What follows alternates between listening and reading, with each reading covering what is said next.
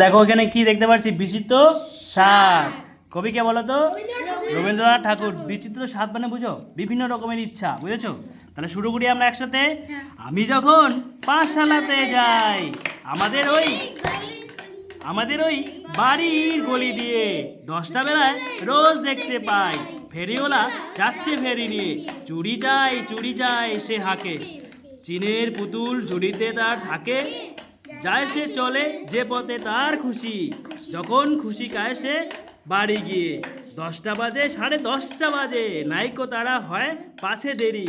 ইচ্ছে করে সেলেট ফেলে দিয়ে অমনি করে বেড়াই নিয়ে ফেরি। আমি যখন হাতে মেখে কালি ঘরে ফিরি 4:30 বাজে। কোদাল নিয়ে মাটি কোপায় মালি, বাবুদের ওই ফুল বাগানের মাঝে। কেউ তো তারে মানা নাহি করে, কোদাল পাছে পড়ে পায়ের পরে। গায়ে মাথায় লাগছে কত ধুলো, কেউ তো এসে বকে না তার কাজে। মাতারে তো পড়ায় না সাব জামা, ধুয়ে দিতে চায় না ধুলোবালি। ইচ্ছে করে আমি হতেম যদি বাবুদের ওই ফুল বাগানের মালিক। তারপরে হলো, একটু বেশি রাত না হতে হতে মা আমারে ঘুম পাড়াতে চায়। জানলা দিয়ে দেখি চেয়ে পথে পাগড়ি পরে কি পাহাড়াওয়ালা যায়।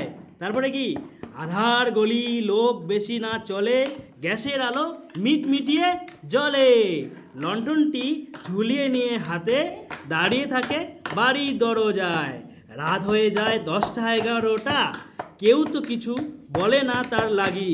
ইচ্ছে করে পাহাড়াওয়ালা হয়ে গলির ধারে আপন মনে জাগি।